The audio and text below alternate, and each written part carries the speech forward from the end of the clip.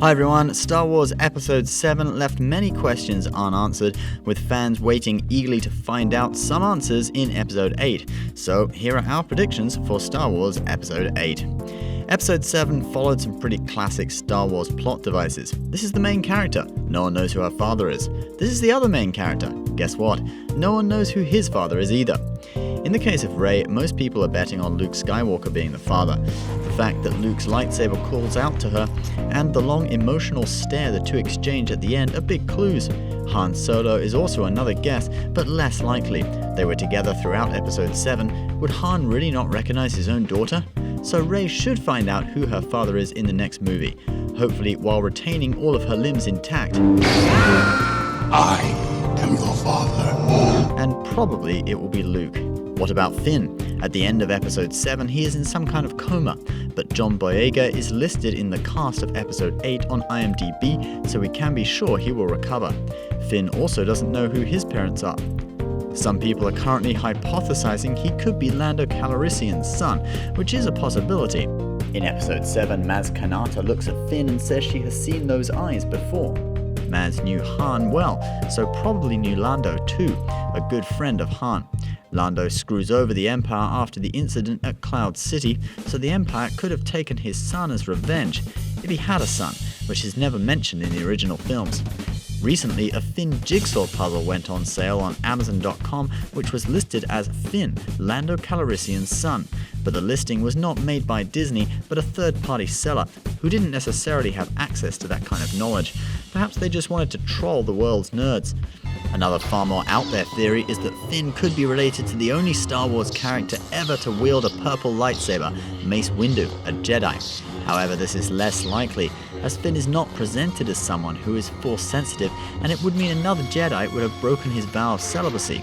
It would be cool to see Finn with a purple lightsaber though. We know from the cast listing that Harrison Ford will also return to play Han Solo in Episode 8.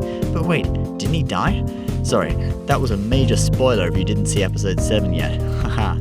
So yeah, duh. We will obviously see Han Solo in some kind of flashback scenes, maybe finding out the backstory about what he's been doing since Return of the Jedi, how his relationship with Leia became so rocky, and how his son turned to the dark side. Max von Sydow will also return to play Lor San Tekka. Didn't he die in Episode 7 too? So yeah, he may feature in some flashbacks as well.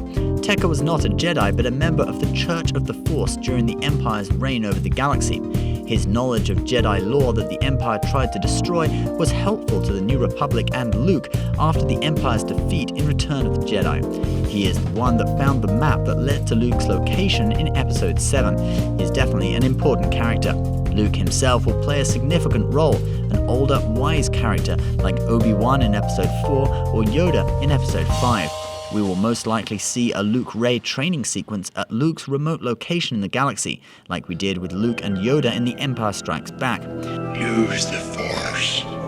Yes. We also know that Snoke wanted to complete Kylo Ren's training, so we may see their training scenes too, with Rey and Kylo most probably preparing for their showdown in Episode 9. But wait, who is Snoke anyway? There are a few theories out there, one quite reasonable and others more far-fetched.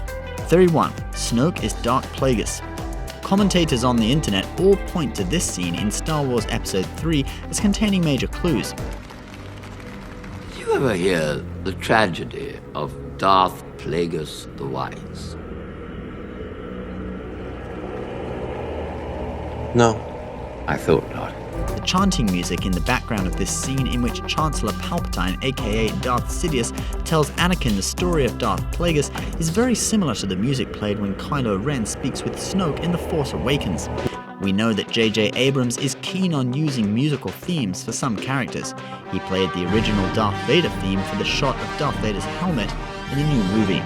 Palpatine calls him Darth Plagueis the Wise. Kylo Ren also mentions that Supreme Leader Snoke is wise. Is that a clue?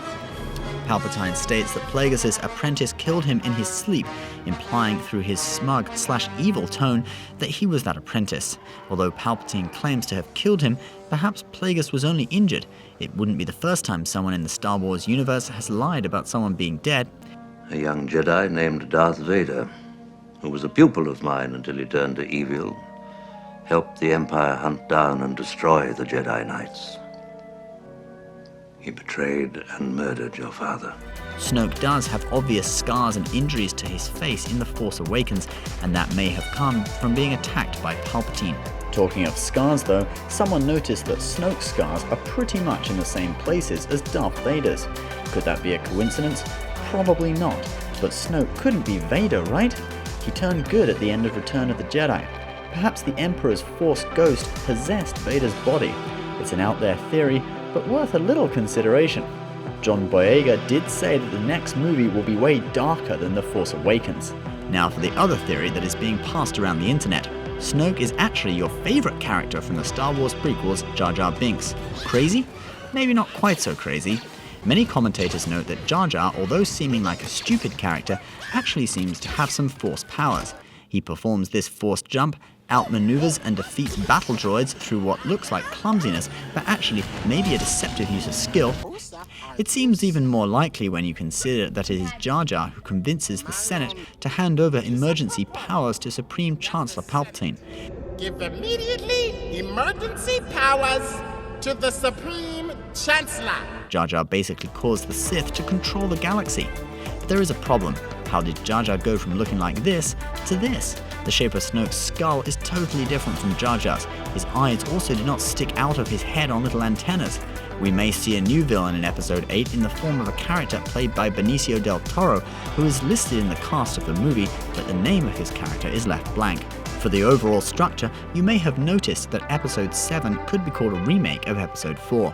Start off on a desert planet, discover you can use the Force, destroy a massive space weapon, and the way things are set up, there could be some similarities between Episode 8 and Episode 5, The Empire Strikes Back.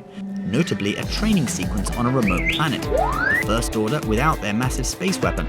But it won't be an Episode 5 remake, and we predict that Episode 8 and 9 will stray further into new territory than Episode 7 did, and also answer a lot more questions about what happened after Return of the Jedi. So, what would you like to see in Episode 8, and who's related to who? Leave your comments below. Wouldn't it be great if Finn got a purple lightsaber? Okay, maybe that'd be cheesy. Subscribe for more videos every week. Bye.